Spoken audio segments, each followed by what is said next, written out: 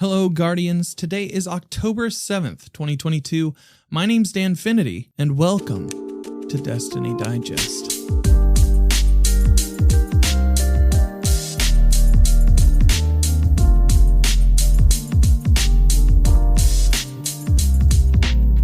Today we have a special panel in store for you about the state of PvP in Season 18 of Destiny 2 with guests Legoleflash, IllPhysics, and TooHardcore. Great, lengthy, level-headed conversation in just a few minutes. But first, for a bit of housekeeping.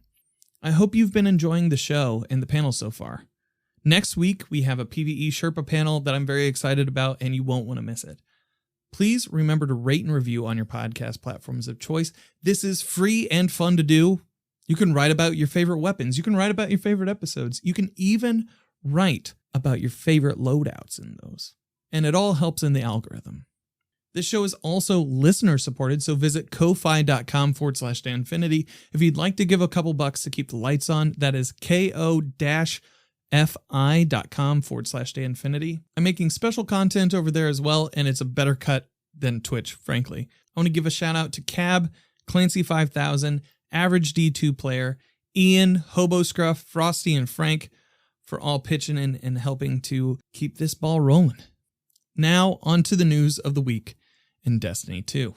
Bungie released a new hotfix, 6.2.0.7, on October 4th, bringing with it changes that we had previously reported on last week in regards to red border drops from the star chart and other Season of the Plunder related activities. A surprising change for many in the vocal speedrunning community was the fix to the weapon perk Eager Edge. They fixed an issue where the weapon could be used multiple times with one single activation.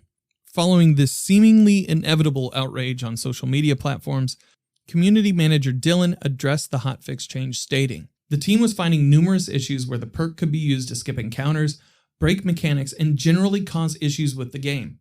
I have a couple notes from my perspective on where we'd like to improve moving forward. On the comms side, we always seek to call out changes like this ahead of time, while also providing the dev commentary and insight to keep you in the loop. With hotfixes coming out more quickly as of late, this slipped through. We're talking to the team on how we can better prep in the future. Timing-wise, some changes can be developed rather quickly, but held for future hotfixes and patches, so they aren't felt to be as targeted. If this were in a seasonal patch with a bunch of weapon ability changes, it would still sting, but general buffs could help the overall mood. When it comes to this specific change, there wasn't a rush on the part of the dev side. It just happened to be assigned to this hotfix, got the appropriate test passes, and went out the door. We'll be talking to the team about timing for changes like this moving forward as well. Ending this string of tweets, will repeat myself in saying thank you to the many players who have been reaching out with constructive feedback and illustrating their gut reactions in respectful ways. It helps us a ton when bringing your voices to the development table." Moving into the juiciest twab we've seen in a while, Bungie addressed information surrounding account bans that went out last week, stating that a new detection signature for their anti-cheat led to myriad false bans. In the apology portion, they described the process of realizing the issue and unbanning accounts affected. They also warned about misinformation, citing that cheaters who have been banned in the past tend to dogpile on these types of instances to get their own bans appealed. They ask that you use the official appeals forms to review individual accounts. There was also a girthy section concerning weapons and retuning some. The systems design team addressed several community feedbacks and concerns. I'm just going to hit a couple of the greatest hits here. The exotic weapon Divinity's Weaken is going from 30% to 15%. The team notes that encounters are built around players having access to being able to weaken, as many folks have theorized. We don't believe that Divinity in its current form is actually a balance problem. It's not necessarily too strong in isolation. That said, Divinity is incredibly dominant in endgame PvE because it trivializes aiming precision weapons and has an extremely high uptime for weaken. The most important issue is that Divinity granting 30% weaken sucks the air out of the room for all the other weaken sources, such as Tether and Tractor Cannon. And we don't want to power creep past Divinity to make them interesting. With this in mind, we've been looking at Divinity for a while now and have tested a variety of changes in Season 19 over the last few months, landing on reducing Divinity's weaken from 30% to 15%. Community manager Cosmo later went on to say, the div change was planned before the spirited debates on social media began. It's fine to give your constructive feedback to Bungie, but do not harass anyone in the community for having a different opinion. Later, they address adept raid weapon viability. As it stands, crafted base raid weapons are flat out better than adept raid weapons. We're not happy with this current state and have changes coming in Lightfall that give the new Lightfall raid adept weapons access to enhanced perks. Note that this is not going to be a full freeform crafting. It's a little complex, so please look out for more information to come when we're closer to Lightfall's release. For a full list of the questions answered, please follow the TWAB link in the show notes. Now for this week's conversation with IllPhysics, Legoleflash, and TooHardcore. So was that the real thing, or are we doing it? Yeah. Cool. No, that was the real thing. I hit it. Yeah, I hit it too. Sweet. I'm live. I didn't hit it. I thought that was just. You didn't hit it? I thought it might have been. I hit it. You hit I'm just it? joking. I'm You just hit joking. it? I'm just joking. What about you, Hardcore? Did you hit it? I'm just joking. Yeah. All right. Craig, Giark, what about you guys? You guys are robots. It doesn't matter. Okay. Welcome in, guys. This is I'm trying to like block these off into conversations that are like more focused, and this is like the season 18 PvP panel. And with us this evening, we have Legoleflash, we have IllPhysics, and we have TooHardcore amongst our number. Gentlemen, thank you all so much for being here today. It means a lot to me that you would give your time to this. Why don't we start with introductions? Just in case people don't make it to the end of the conversation, that way they can find you early in the episode. So, Tony, why don't we start with you? Oh man, no, let's start with Lego. All right, fine, Lego. Let's start with you. Hey everyone, I'm Lego, aka Legoleflash. I do cinematic Destiny 2 guides. A lot of people know me more as the fusion rifle guy or the glaive guy or the movie of the week guy. It kind of depends on which day you ask me, but one of those things. So yes, enjoyer of the Crucible. And yeah, I love Destiny 2. I love talking about it. So I appreciate you sending me the invite to come and talk about it some more. Heck yeah. All right, Tony, what about you? Yes. Name is Tony, aka IllPhysics or Physics. I appreciate it as always, Dan. You've always been such a gracious host on these podcasts and like everything that we kind of step into. So I appreciate it. Of course, Lego in the building, TooHardcore as well. Sarah in the background, I appreciate you as well. Always just got to show that little bit of gratitude. Yeah.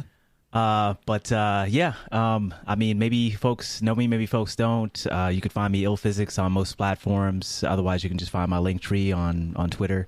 I guess I'm a little bit of the hand cannon guy, a little bit of the ill eloquence on Twitter.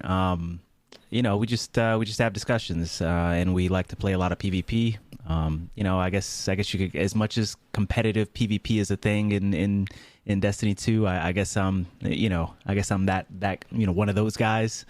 We just try to have fun, maintain perspective as much as possible, with regards to, what Bungie does with the game, and also with regards to, peers in the community, and just try to engage responsibly and thoughtfully, and have a good time and produce great content, also and equally. So, I appreciate you having me here.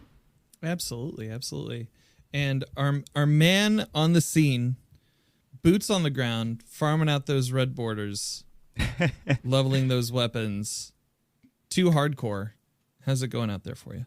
I'm good. I appreciate you having me. It's always a pleasure. Like I always had a great time doing Planet Destiny stuff with you. So it was super excited to get the DM from you and set something up here. Nice to be on with all the other homies and yeah. So like people know me as I've kind of gone more personal these days. Like I kind of introduce myself as Will, and then if people know me as like either hardcore or TooHardcore, really try to dial in PvP and just enjoy Destiny as a whole these days. I don't really find myself diving into PvP like every day like I used to, but main focus has been trials, and probably will continue to be, since life is continuing to be extremely busy for me outside of creating content, which is a good thing.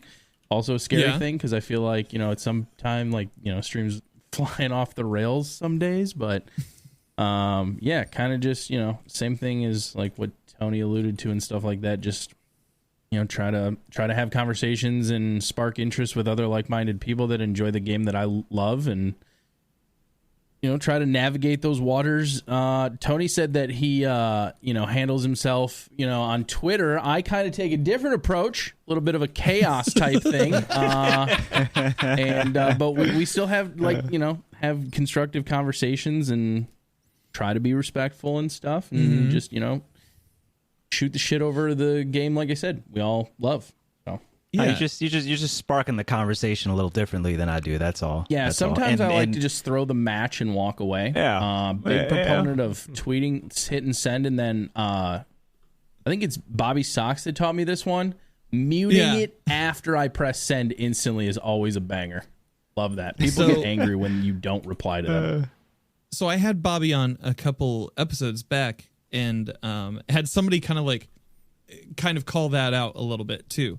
And on that episode we talked about how to give feedback and how to have a conversation online, maybe in an environment like Twitter is in right now, that seems overwhelmingly hostile for maybe having opinions on things. So that's a whole, that dude's so good.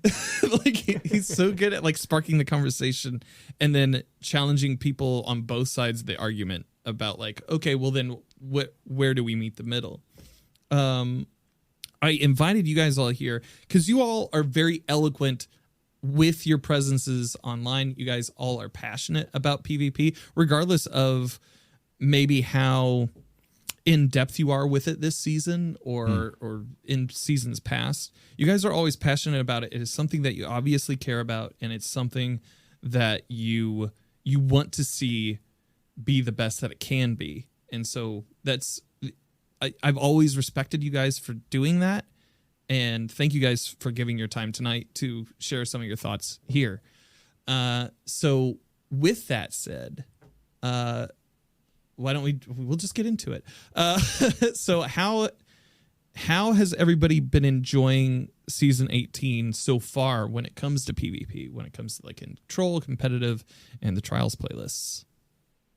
I think I can go first here. I am kind of the opposite. I think of most people, I think quick play is kind of the standard, what everybody plays a lot, and I hardly play quick play at all. I probably played the most quick play recently than I have in past seasons, because Rumble has always been my go-to playlist. I'm just load me into Rumble, and if I'm not playing Rumble, I'm playing with a team in trials to actually have some of that communication, some of that teamwork, because otherwise it's just kind of random. If you join quick play, it's just, which can be fun, obviously. Now that I'm doing more YouTube guides and stuff like that, I'm doing certain builds where you need multi-kills to make things happen, in quick play is the place for that.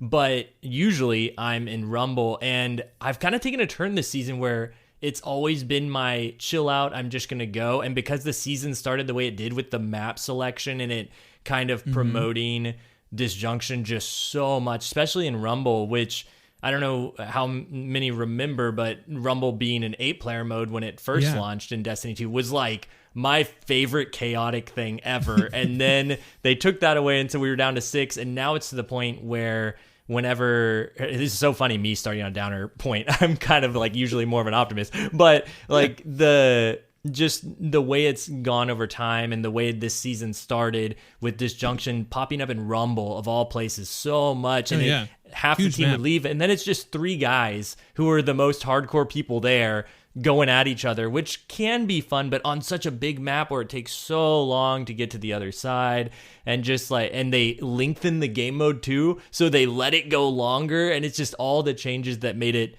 less enjoyable for me. And so I ended up playing quick play just a lot more, just to goof off and it's funny. One of my trials mates looked me up the other day and they were like, dude, you're like it was like not even in the top 30% or something like that of quick play. And I was like, I literally never play. And now that I am, I just run the stupidest stuff. And so it's like, it's not shooting me up the skill-based matchmaking list. So my experience is just vastly different, I think, than the majority of people right now because of the way that I've been playing the game. But that said, as much as I don't really enjoy Rumble right now, I'm like weirdly fine with quick play. It hasn't been that bad for me, but like I said, I have never played quick play that much, and so it's just kind of me goofing off, and I think the game knows that and is matching me with other people who might be doing the same. I'm not sure.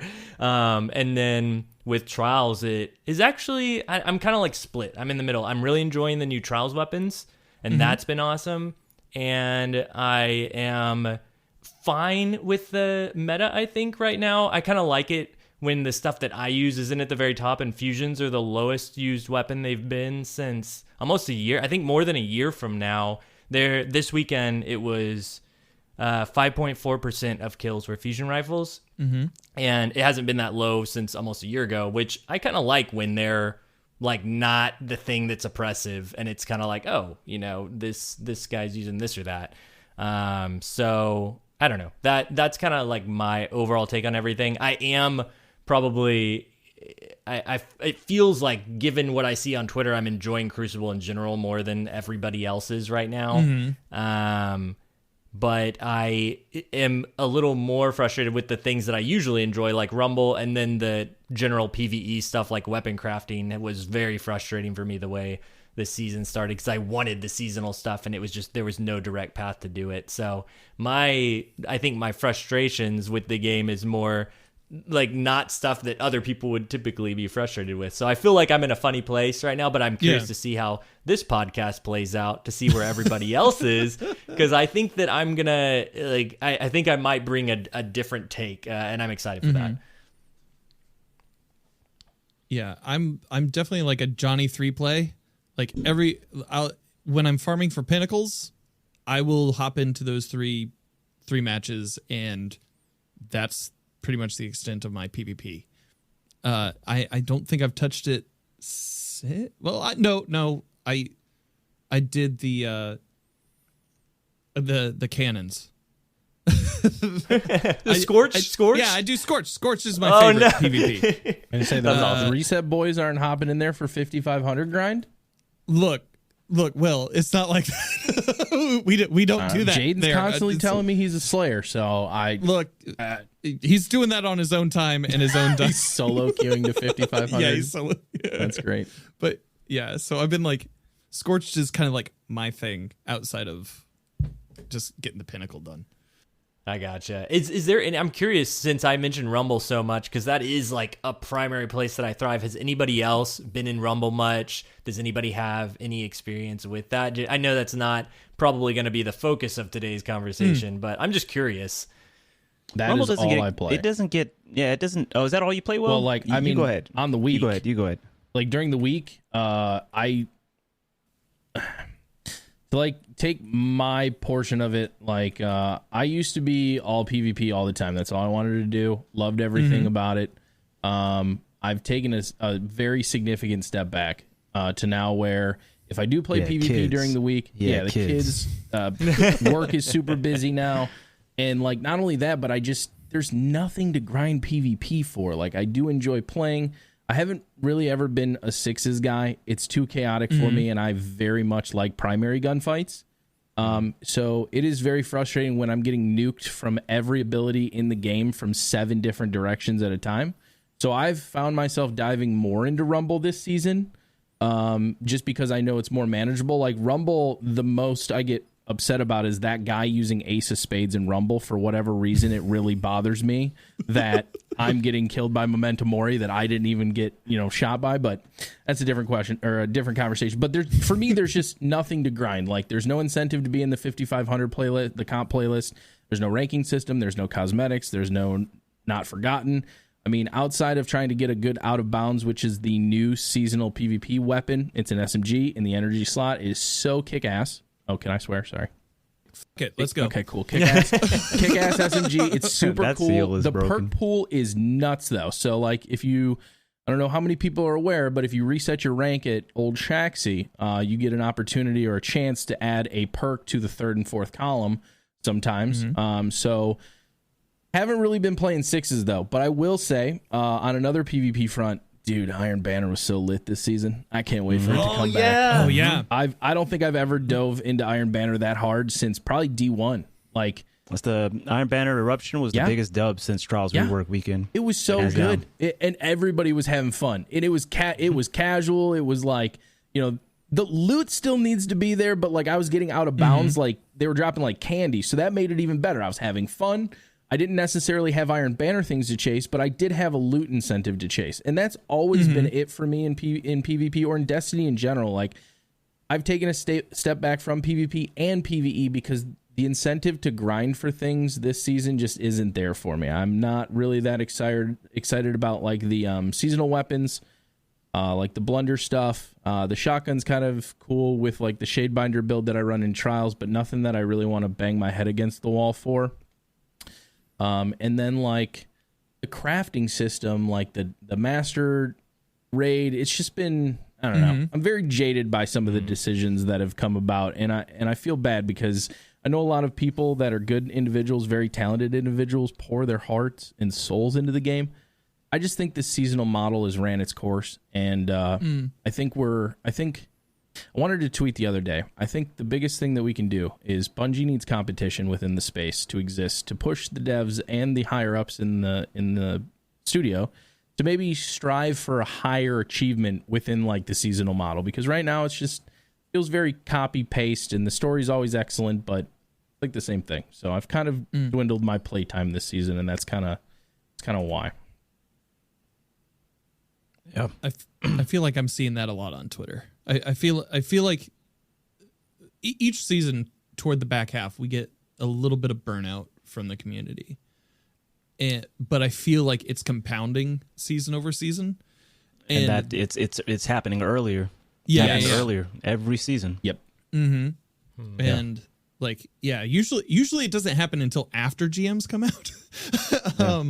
But yeah, we're seeing that a lot more, especially like the red border versus the adept weapon conversation. I think what contributed to that too, though, is that hard mode came out early as well. You know, that started the conversation with regards to crafting and adepts, and you know, things kind of like sprung from there with regards to crafting in general. You know, and you know, the frustration regarding and around red borders that, you know, has always been there. I mean, it's a 1.0 system, right? So yeah. I remember like early on, and like this is I don't think this mindset has changed because I'm still hungry for this, but I remember wanting to take vacation time to dive into new seasons. And I know now I don't have to. Like, I'm going to have maybe 2 to 2.5 hours worth of seasonal content at the start of a season to get me kickstarted on the story. And then I'm going to have like the seasonal model of like the catch crash and all that other stuff. And then after that, it's like, unless there's a new raid or a dungeon, which generally aren't farmable off the bat, there's not really a whole lot for me. And I struggle to find things to chase. Well, you know, another part of that is as well the story across the season is time gated now, right? Yes. Yep. As opposed to before, you know, you could just run through the story, and that's what people ended up taking that time off for. I mean, not just the raid and, you know, things that came out in the first couple weeks, but you know, for better or worse, that's kind of the result of that, right? Yeah. I was actually talking with Sarah about this yesterday, where it's like, I don't really mind the telenovela approach to story that they take, where it's like week over week you have something to go and do to advance the story.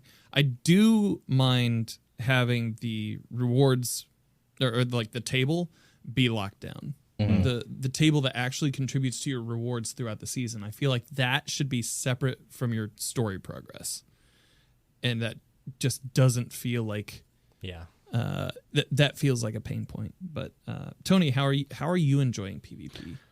This has definitely been like a really interesting season for me. It's different. My feel about it is different.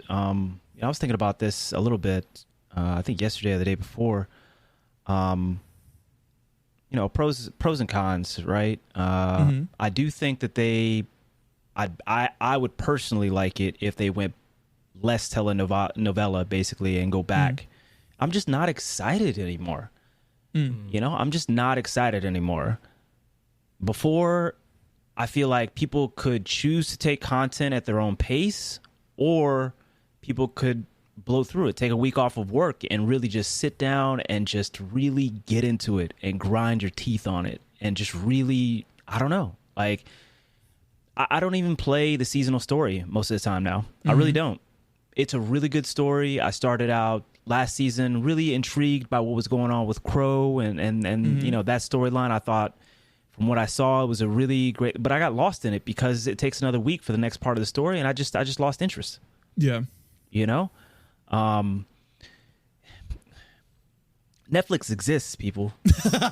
What do I gotta say? Like, do I need to explain that? Netflix exists. Binging became a word in the Oxford Dictionary for a reason. It's because that's how we now digest our content. We're preferenced towards that. We're inclined towards that. So it's just like I'm gonna lose interest. It's the same way that I start a series on Netflix, and if I don't stay grinding with it, my dad stay with the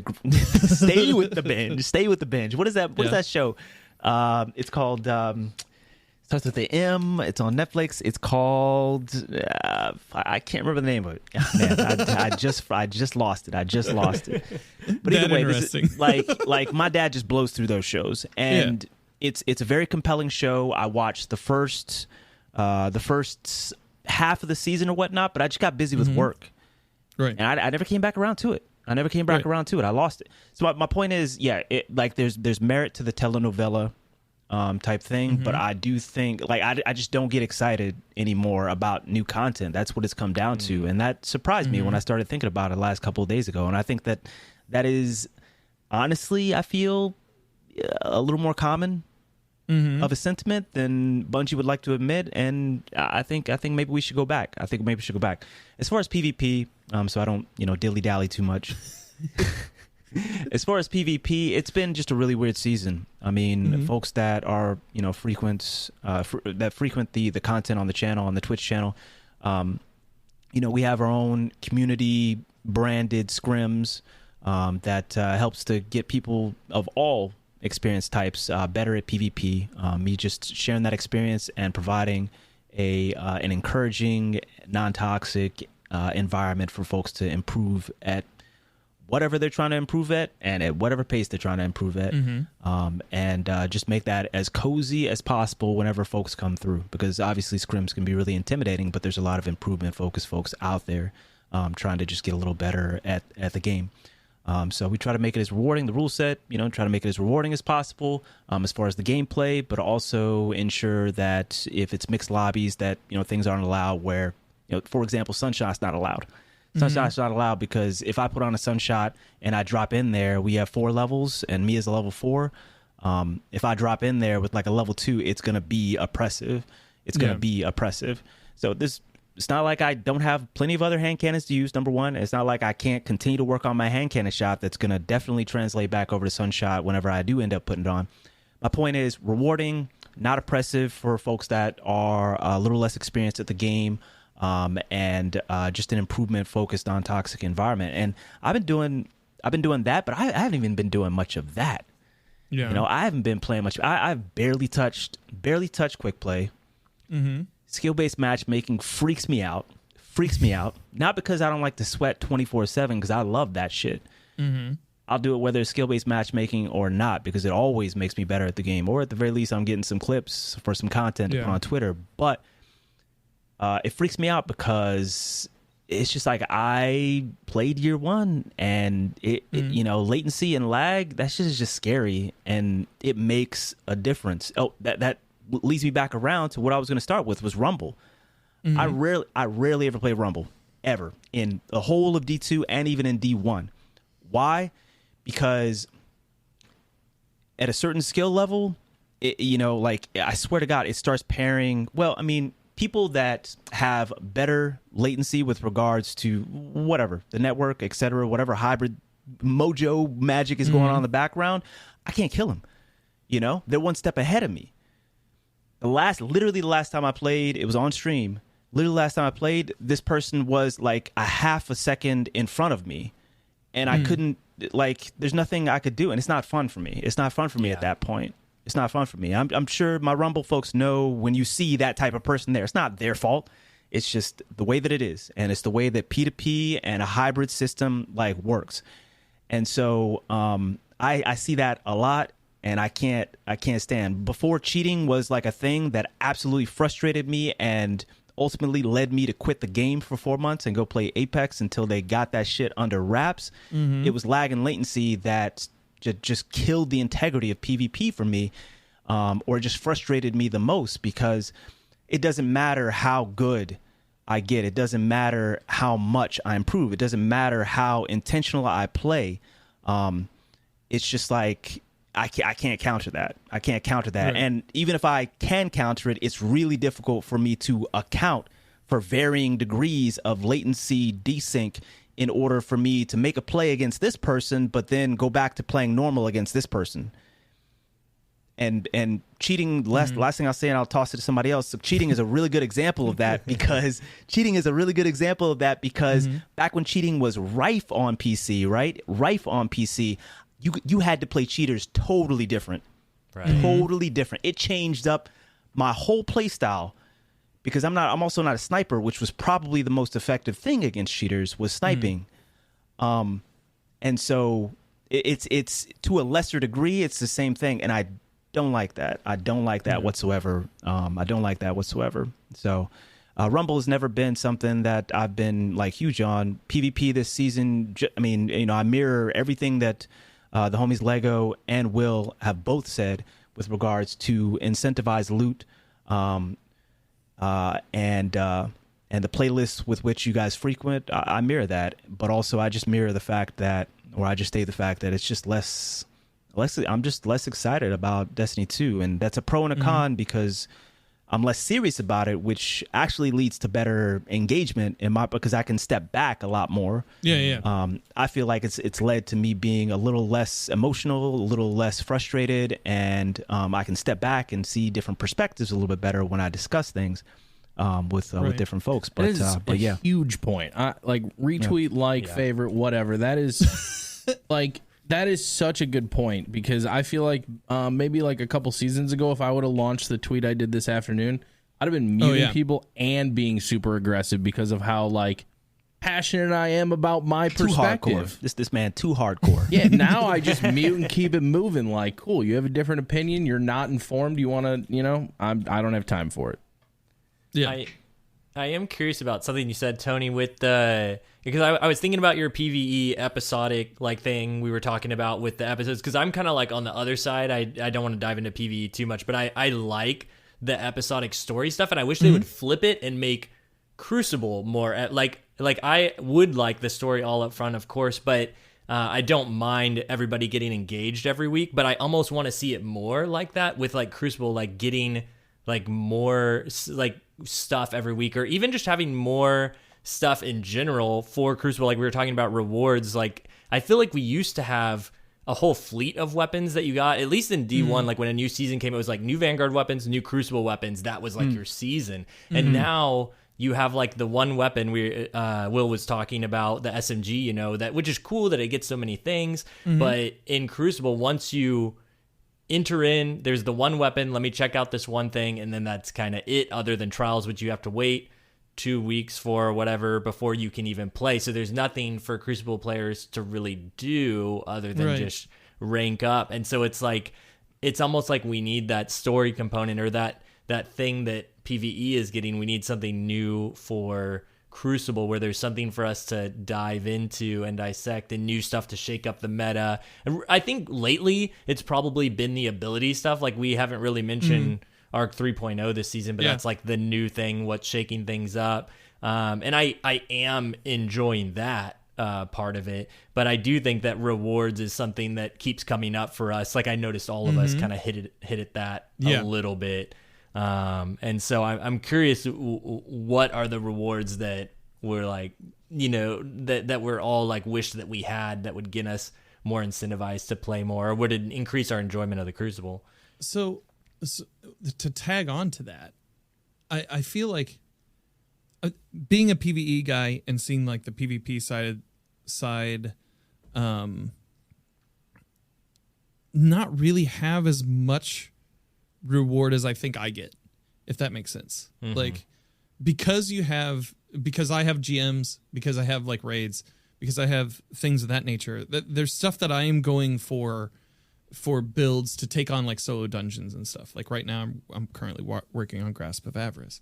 It feels like in seasons past, and this is an old system, it was the original Pinnacle system where there was a weapon to chase that kept you in playlists and grinding. Is that something that you guys would want to see return as a form of reward structure, or is that something that was detrimental at the time? I think it'd be very hard right now. You're talking about ritual weapons, right? Mm-hmm. Yeah. I think it'd be very hard to do. So Bungie's biggest gripe with a lot of their pain points is the issue of power creep, right? Mm-hmm. Power creep is a big deal to the devs. It's a reality within the game. Palindrome is probably one of the biggest prime examples of power creep that I don't even know if they know how to fix it. And not only that, you pile on top of it the crafting system. I don't know if they could put a worthwhile weapon as a ritual weapon that would make even a dent over something that's craftable without it being dumb. Like very OP dumb. Like Borderlands dumb. Yes. So, I mean, like, that's the other thing. Like, we were just talking about the PvP weapon. Like, there needs to be loot incentive. But, like, if the loot incentive for PvP, let's say, like, the SMG is a dud, that's even worse. Mm-hmm. Right? That's a flop. So, in my opinion, I don't know if it would be a ritual weapon as so much as, like, why are we not leaning into cosmetics? I think it's, like, a slam dunk for, like, Master Raid to maybe have it so, like, adept weapons can drop random enhanced perks with them. But if you clear War Priest, you get an arm cosmetic chance drop. And all 5 encounters or whatever, you have 5 pieces of gear. I mean, why are we not using, like, the Age of Triumph raid gear as ornaments from D1? That's some of the best armor we've ever seen. And we could do that across the board. We could incentivize, like, even comp players, high-skilled PvP players. We don't even care what we're chasing as long as there's an appropriately balanced ranking system and, like, titles, glowy stuff, emblems. Yeah. Like, it doesn't have to be a not forgotten. We love our glowy stuff. Like, we love our bosses' asses for hats. Yeah. We love that. It just feels like such an easy win for me, for the community, if Bungie were to do something like, they don't have to reinvent the wheel. The assets are already there. I don't know why. I don't know. I don't know if that answers your question, but, like, when you started talking about, that's where my mind went, was cosmetics and stuff like that. Yeah. See, for me, it's always been, I mean, that stuff has always been kind of the icing on the cake. Right. You know, like, I love cosmetics. Man, I love me a great hand cannon. Lord have mercy. Can somebody pray for me to get my God Roll Crisis inverted? These out of bounds are dropping like hotcakes, baby. I think you. Where was this crisis inverted? Shut up, Will. Can't you get that from the engrams, though? I can get it from the engrams, but they won't give it to me, dog. They give me 1 out of like 20 engrams. Don't get me started, Will. You don't know what I'm living. Well, that's another thing. No, you bring up a good point, though, because you can focus Gambit engrams, but you still can't focus Crucible engrams, right? No. And that's my thing. Why would they even? Okay. Look. I've been on the Bungie train, baby. I've been on the Bungie train, but why? Why with Gambit? Why would you start the focusing with Gambit over the Crucible? You know, I know. So the only thing that I can think of, you know, okay, because the Crucible is like, it fluctuates back and forth, PvE, PvP, daily numbers. You know, the Crucible, especially when it gets deeper into the season, PvP is what holds a lot of the player base, and that's just the reality, right? And that's not to say that PvE doesn't hold them, you know, a lot of the player base as well, of course. I just think that deeper into the season, it becomes a little bit more equal, you know, those two, as far as like holding the player base. But Gambit ain't holding the player base like that. Why did they get focusing? You're exactly right. Why did they get focusing before the Crucible? Smaller test sample? Maybe use it as a baby. Gambit, people aren't testing it very much. Right. better chance in my mind that they're just trying to put all their Crucible eggs in one basket, just like they did for the Trials rework, and they just put like anti-cheat. You know what I'm saying? Like bringing in a couple new maps. You know, Trials rework just across the board. You know, new loot, new armor, just flat out no skill based matchmaking, straight card based, no freelance pool, just. First weekend, just an absolute banger. That's what they were setting for, just resetting everything. And it was a win. It was the biggest win we've had. And Eruption, obviously, we talked about it earlier, is that next dub that came literally a year later, right, for PvP. Yeah. And so what I suspect is happening is that they're just doing it all season 19 with the rumored comp rework. I heard that's season 19. That's most likely the timing for it, in my opinion. Gonna be a banger. Yeah. So, yeah. I mean, you know, like I'm cautiously optimistic. Obviously, I can't talk about anything with regards to the Bungie summit, but that made me more optimistic. But I'm still cautiously optimistic. I do think that season 19 is kind of one of those make or breaks for PvP.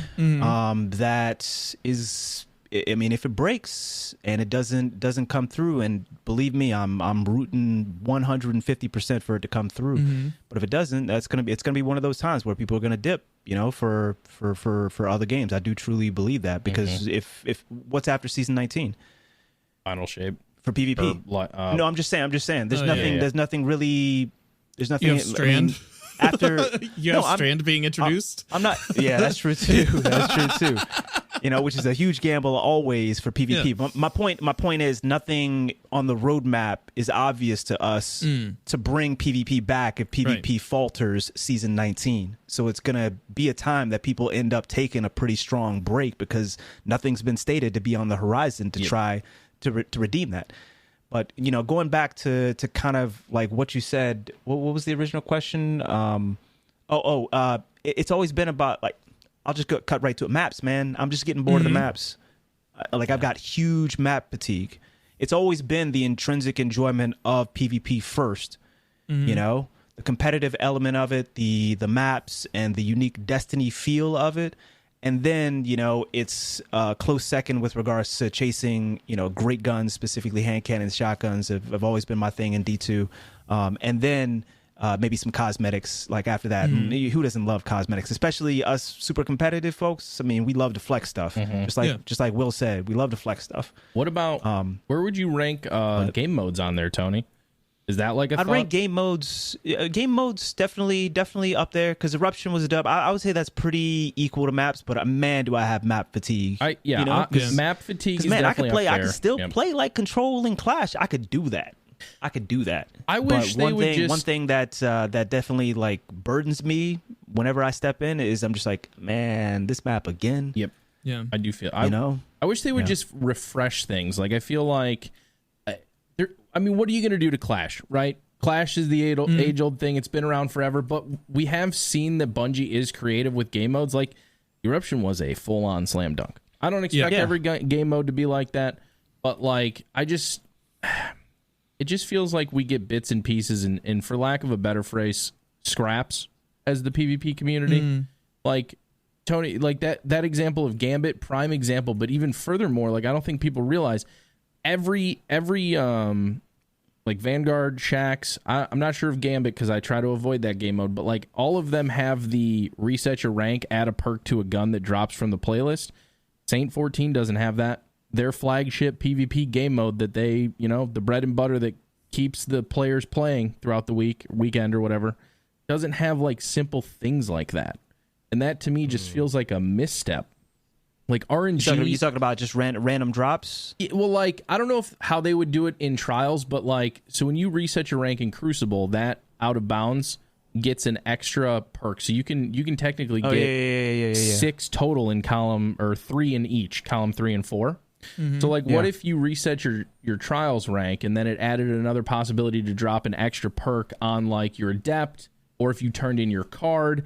I mean, we all know RNG is Bungie's bread and butter, but man, RNG on top of RNG, seasoned with RNG, washing it down with some RNG. I think it's what you said though. You know, like Bungie is like, rightfully to a degree, like pretty afraid of power creep. That is true. Yeah. You know. Yeah. So, but we're kind of already there. Though. We are. I think like, the crafting system it can get worse. It can definitely get worse.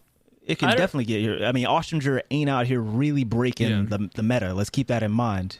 Everybody got a god roll of that thing. It ain't out here breaking the meta. And sure, it might be, you know, what is that? The seventh most popular, you know, hand cannon or whatnot. But how often do you get killed by an Ostringer right now, as opposed to just a plain old no time to explain? No time is definitely very prevalent. Just a peace of mind. And I'm not knocking the pulse rifle meta. Anybody that knows me knows that I am 100% on board with this pulse rifle meta, because that just means folks are going to actually challenge my hand cannon shop because they think they're going to win with a pulse rifle. Well, that's you know. If they got a hand cannon on, they just run, man. They just run. That's another thing that I kind of wanted to speak on. Like, how do you guys feel about this season's current like sandbox and current meta? Like, what are you seeing used most effectively out there when you're playing? That's a great point. I'm gonna jump right into it. And it'll be 30 seconds. Okay. 30 seconds. All right. Jump right into it. I love, I'm liking it much more than last season by far. Arc 3.0 comes out, gets a lot of people off of that solar heal. You know, like passive people like Titans actually playing like Titans again. Like, what happened last season? God damn, what happened to Titans, baby? Y'all lost all respect for me last season, sitting behind shields with overshields and flames and shit. What happened last season? Y'all, I swear all the Titans must have like switched over to Warlocks with Ophidians, and I don't know who was left on Titan. Like, who was that behind the screen? So anyway, just love to see my Speedy Boys back in it and just getting up my face, running me over. I love it.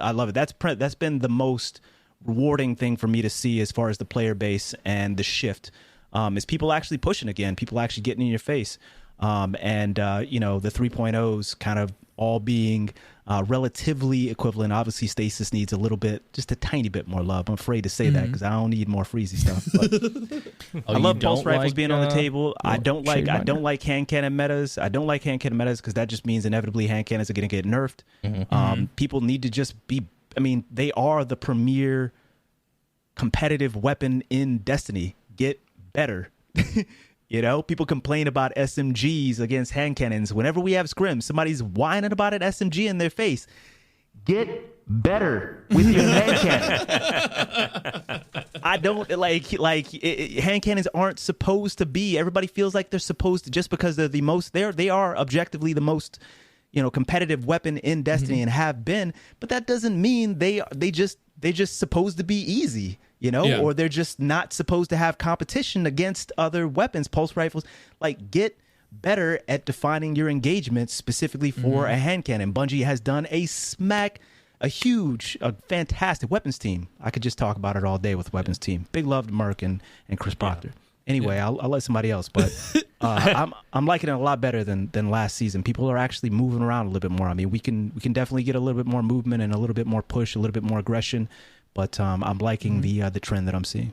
Yeah, I totally agree. I think that Arc 3.0 has been a big hit, and it's interesting for me because I am a lover of like damage stacking and doing really stupid stuff, as I was mentioning earlier, and Arc 3.0 didn't bring a lot of ways to do that. Like the Void, there was a bunch of stuff to do. In Solar, you had Radiant, and there was stuff you could combine to just do silly things that you shouldn't be able to do to annoy other people, and I really love that stuff. But what I love about Arc 3.0 is exactly what Tony was saying, where it got people moving, which is really important because we're coming out of that phase where we just had the map rotation was so focused on those big, large maps and everybody with their pulse rifles and scout rifles, which is fine in a medium engagement. But when everybody is sitting so far back, you know, like, come on, just push, please get behind the overshield. Like, it just takes so long for an engagement to happen. And even as me, as somebody who likes flanking more and playing more the mental game with radar manipulation, it's just hard to even get close enough in some of the maps to even be able to do a flank without them knowing and just turning their back on the other side of a barricade. They're literally standing still. The only thing they're looking at is the top left portion of their screen, and just that's it. Yeah, exactly. Continue. Sorry. No, you're good. And so I agree with everything he was saying. I really love all of that. I do think a lot of the pain points down to this season come to outside factors like rewards and game modes and map rotation, or maybe even the like game types like trials and the way the system works are competitive. But the sandbox itself, I am like really, really enjoying it. I enjoy it more the longer the season goes on, because I realize like, oh yeah, this exotic, I can use this with Arc 3.0, even though it's not giving me this damage bonus or whatever. I can get boosted from this, and then it doesn't matter if I'm wearing a lightweight. I just have the speed automatically. And so there's just stuff that you can, as the season has gone on, I've learned to stack more and more, and I'm having a lot of fun with all of that. So I do enjoy the sandbox a lot. My one thing, and this may surprise some people, but I actually feel like I like a shotgun special weapon higher in the percentage used than like snipers and fusion rifles. And so I would like to see shotguns become a little bit stronger, I feel like, because, and the reason why is because people play differently. I know. Oh shit. I know. People play different. I didn't expect this, baby. When there is please string... keep preaching. Please keep preaching. So if snipers are really strong, people play further back. It's just the way it's going to be. If fusions are really strong, then everybody's afraid to push lanes, because you push into a lane, that fusion's going to decimate you. If a shotgun is strong, then people are more aggressive and more in your face, and movement is happening more. And I'm not saying that it needs to be like crazy range, but they've already said, I think it was on Destiny Massive Breakdown, that they're working on a consistent shotgun pellet spread, which would change the way consistently, and it would lower the fear rate, the risk reward of, I know I'm going to hit the shot if I aim right here. That kind of stuff exactly makes it to where me as a fusion rifle player can, or whatever I'm using, that's just my zone of excellence right there. I know my distance that I have to stay away from them. And that right now, that distance is like point blank with a shotgun. Unless it's a slug. That's I'm just not as scared of it anymore. And it makes people play different. Fusion rifles are terrifying, like right now. They are. Yeah, absolutely right. They are. But a point that folks don't make a lot of times is, if shotguns are more consistent, the counters are also more consistent. People push the same ways. If they're constrained, shotguns are constrained to, like their engagement distance and style and that sort of thing. That's the challenge, right?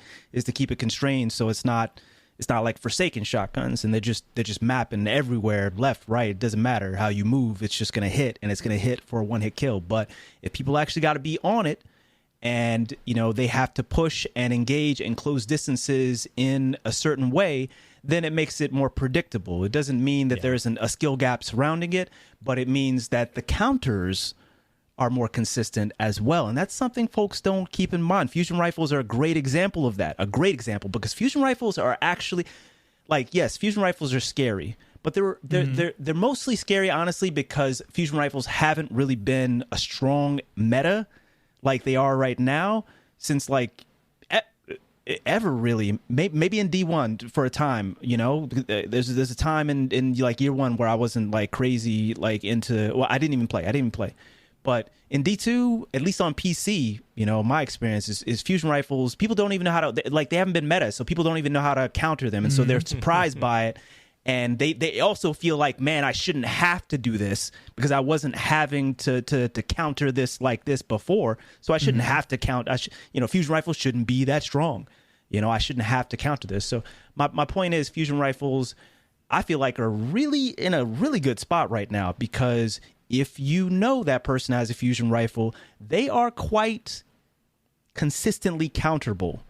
Yeah. Consistently counterable. I don't know how you feel that way, Lego, as the fusion rifle guy. Yeah, there is one. I would like to see some adjustments. Not to say there's not a skill gap around him. But yeah. I think they did a really good job. I think was it this season or last season? I'm getting mixed up, but they lowered specifically on rapid fire frames. They nerfed the range on all fusions, but specifically rapid fire frames. My Cartesian coordinate I had was unstoppable. Like, that's the weapon that I got to #1 Rumble player in the world was with Cartesian, because it was very hard to counter, because the speed of charging it was so fast. And because they reined that in, a lot of people don't use rapid fires anymore, because you have to treat it sort of like a shotgun now. And then The ones that are a problem now to me, or at least they've even said they might adjust, are precision frames, which are like your main ingredient, which can hit stuff that is crazy given how much shotguns have been hit, and in-air accuracy, which fusion rifles aren't made for in-air stuff, so that nerf to all weapons almost doesn't even count towards fusion rifles, because if you're a good fusion rifle player, and this is me, I hear other people say they use it in the air, but I think that's crazy. You can't use a fusion rifle in the air effectively unless you're on a warlock, and so because of that, shotguns got like a double nerf, because you can't use it in the air, and you're less effective on the ground. And so I feel like because they did both of those, one of those is going to have to give way at some point soon for them to become, for it to be a really good sandbox again. And like I like the sandbox, but I feel like some adjustments need to be made. And I, for the most part, I like where fusions are at, but I would like for shotguns to be more consistent, so we have more movement in map flow, and snipers aren't like, I feel like a good sniper player is just insane right now. Like if you have a good sniper on your team, unstoppable in the current meta. I have a bit of a conspiracy theory going that in-air accuracy took a hit because Strand was coming around the corner. And knowing that you'd have so much travel time, especially in the air, not only on the new location, but on New Muna, but like, or Neo Muna, but also everywhere else in the game, that would be especially scary if you just saw Spider-Man with a shotgun. I think it could be, to me, I think as someone who likes playing against shotgunners and likes countering them, to me, I could see the in-air accuracy thing being okay, that is the absolute hardest thing as someone who has to pre-charge something to play against, or even a sniper, whatever it is. And so by keeping them on the ground, like I would take, like I feel like what I'm gonna see is either shotgun spread consistency, making it to where they can shoot more reliably further away, or the range is just increased a bit back to compensate for the way things are right now. Because if we're going into a competitive scene, and I don't know, I could go back and forth with it, but I could see them like being like, okay, we've got to balance shotguns in one of these ways, and them choosing one way and then doing another way, and then being like, wait, we did both. I don't know. It just feels like it's too, like tough. Even to me, not using it feels too much. Yeah. So, Will, I know you said back at the beginning of that question, like 20 years ago,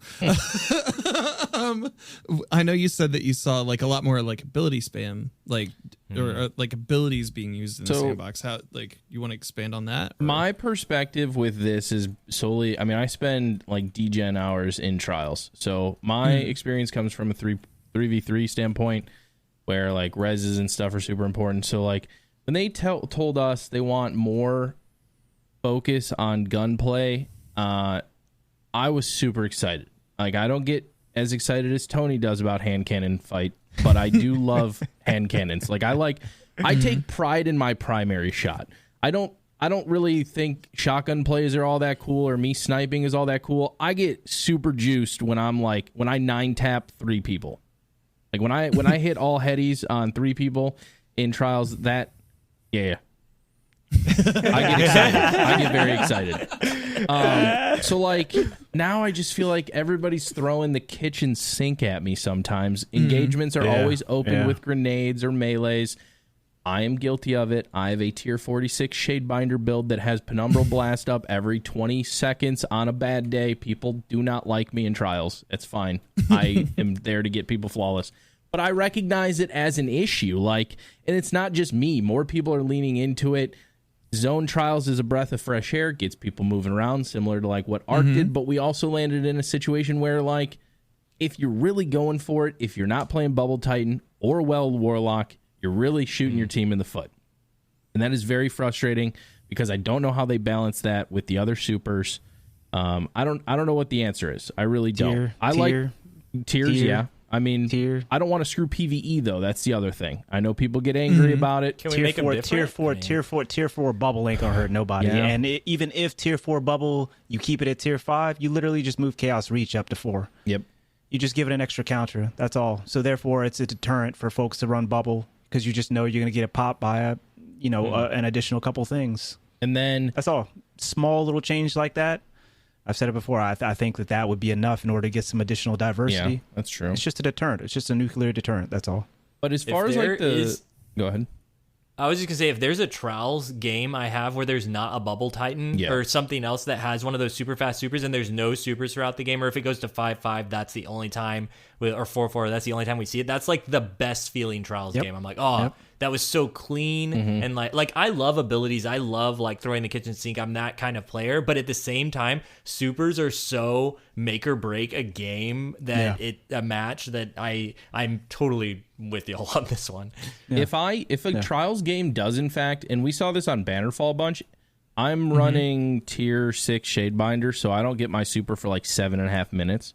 But if I do happen to get Shadebinder and it's a 4-4 game, I am not losing. I don't care what super you have. I'm not losing that round because of how oppressive Shadebinder can be against other supers. But like, honestly, I think that's balanced. It should be, yeah. It shouldn't, like, I don't look at the super as the pain point for Shadebinder because it is like such a long cooldown because of what tier it is. The pain point is like the ability, like people sleep on stasis still. Duskfield, Penumbral. Yeah, Stasis Warlock. Yes, that is true. I mean, Sep runs Revenant in Trials with me. We run double Duskfields, and people do not have nice things to say to us, but all good. You don't have to worry about glaives. True. I mean, at all. Man, let's not. Hey, I did not want to even mention that word. I'm dead serious. I don't want to hear that word in the rest of this podcast, man. I don't need a single other person jumping on that train, especially with them about to. Why am I even saying that? No, don't say it. Yeah, don't say it. I know you're going to say don't say it. Yeah, we're just going to leave it at the 0.6% usage rate in Trials or kill rate. We're just going to leave it there. Thank you. So, like, the sandbox for me is great. I love it. I actually love the variety. I don't know that we've had more variety in a sandbox before. I would say that people are pretty angry about the outliers, which are pretty big ones, like linear fusions being special weapons, Lorentz, Arbalist. Only because of the length of time that they've been pain points. They've been honestly, a pain point. If it was just a season, then you wouldn't see that so much. Yep. You know? But like, I mean, Bungie has acknowledged that that Lorentz, for example, is a pain point for sure. Is a problem child. We have Arbalist less than them than we've ever had, though, which I think is a plus that people forget about.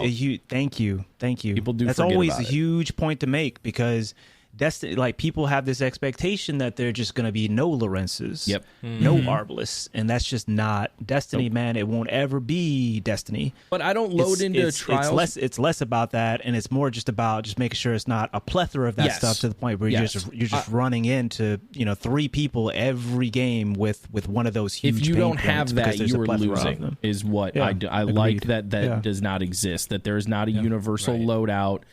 The secret sauce that's going to take people to the promised land. I mean, there are some outliers that are definitely pretty ridiculous. Dead Man's in the new Warlock melee is ridiculous, but I don't ever see it. Like, I don't need that to take people flawless, which I think is a good thing. If you run into it every once in a while, there's ways to counter that stuff. While it can be oppressive and frustrating, I still think there's less outliers than we've ever had, and I think people should celebrate that rather than crucify Bungie for the 2 things that are very bad. So I like the sandbox, less healing.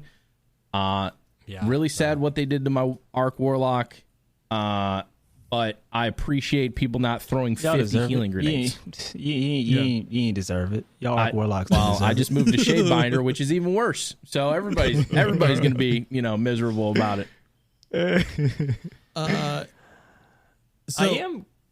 I hate to do this, Dan, but I feel like I want to ask the question. Like, after all that, we all went through how much we generally like the sandbox. There's like some outliers and stuff, and there's some super usage that's kind of frustrating. But overall, I feel like online, at least on the Twitter app, PvP gets a bad rap right now. Is the central focus of that like matchmaking or maps or game modes? Like where is all this coming from if in general we're all like, it feels pretty good, like they've done a lot to make this really good, and they're steps away from it being great. Where is the tension? I think the skill-based matchmaking and people remembering the pain points that came out of it from year one that we had to deal with the neglect surrounding that, and the lack of communication as well. So True. I'll just a lot of it is resentment, from just past lack of communication, neglect to PvP, which Bungie is doing they're on a uptrend for sure as far as like rectifying that stuff. I want to always give them credit for that. AE is huge. Right. A lot of people, man, just feel like I don't want to say the majority, but I more than anything else with regards to PvP, if I had to gamble on saying, hey, there's a majority of people that probably just don't enjoy AE, I think I'd probably bank on that. I don't think most people enjoy the AE changes, or at the very least the lack of genuinely being able to build into it, similar to the way that you can build into flinch resistance. I think is a really good parallel, right? That's good. That's good because that's a complicated topic too. Like I avoided AA for the longest time and had to go into it because of the new Trials bow that came out and Gutshot and all this stuff, and so I had to deep dive into it. And I was like, man, like this is so complicated for me as somebody who like understands Crucible fairly well, and just be like the average player is not going to like dig into exactly what AE stat you need to get to, and it's finally getting added into the game now, and so it's just like this whole stat that's mysterious that there needs to be more give and take for, and I know that they're adding ways to do it, but as it is, like even as somebody who like isn't in the air a whole lot, I'm like, I have to like sacrifice so much if I want to make that play. Like, and by so much, I mean run an entire exotic that I have no care to use at all other than for this one thing. It feels crazy to me. Exactly. And it's just like they put AE on, some of the most, like, I know they were trying to incentivize folks to use these exotics that, most people don't use, that have really low usage rates, but they have low usage rates for a reason, Right. And it's just like, I'm not switching up my entire play style just to get a kill more consistently in the air when, and then leave the rest of a winning play style, by the wayside, or at the very least a play style that I really enjoy and have been enjoying, and I think most people feel like that. AE. And I think the last thing is just fatigue from the same content over and over and over again, and rehashed over and over and over again, and it finally caught up to us. I mean, I think that Bungie has been lucky that it is just now truly catching up to folks like me that have put countless hours into just quick play since year one, day one on PC. That fatigue is finally catching up to the point where I'm just like, man, I love Javelin, but you have to play 78 other matches to get Javelin one time. So enjoy that. While the balancing, we could talk about that. Like I'm probably just not even going to. I mean, it's a well-run topic, but my point is, I'm just bored. And I'm not excited. That's what it comes down to. And I want to be. Don't get me wrong, and I'm rooting, but I can't help but feel the way that I feel. So I've got one question before we move into audience questions. Where we are right now in the Crucible in PvP as a whole, what is one change that you'd like to improve just that side of the game overall for the next few seasons? Like what would that change be for each of you? Period. Mm-hmm. Shotguns are not the most consistent, but I'd still take AE over shotgun changes, even though like I love my shotgun and I'd love for it to be more consistent. They're consistent enough right now for me personally, with the grind that I've made into both crafting and just RNG, that I'm good. And I definitely await the shotgun changes to pellet spread, but AE just affects everything, and it just yeah, it's not a very rewarding system right now. I second that. AE is definitely a big thing. I mean, they're messing with the secret sauce. Like, everybody, like, diving into the other thing, the, like, echo chamber that is Twitter. Like, if you complain about Destiny, you're met with a couple, like, staple replies. Go play something else. If you don't like it, is my least favorite one. Because there's nothing like Destiny gunplay. There simply isn't. I go play things like Tarkov. I play The Cycle. Dabble in Fortnite with my kids every once in a while. There is nothing like Destiny 2 gunplay. And that's coupled with the movement that comes with Destiny as well. AE completely throws a wrench in that entire experience. I no longer want to leave the ground in any instance. Sepp doesn't ever leave the ground. That dude's head is constantly... He has brain damage from the amount of bonking he does off of everything, flying through the air with his hand cannon. He doesn't do that much anymore. It's just... It doesn't feel the same. And so, like, AE, I agree with Tony. That's a big one. This is not realistic at all, but connections are a very big deterrent too. Peer-to-peer is dated. It is 2022. Dedicated servers should be a thing. I do not think it's possible with the current engine. I don't even know if it's possible in the future to move the IP to an engine that will support dedicated servers, but it feels bad when you shoot somebody 8 times, they teleport around, you die, and they don't. And it's a more and more prevalent thing now than it ever has been.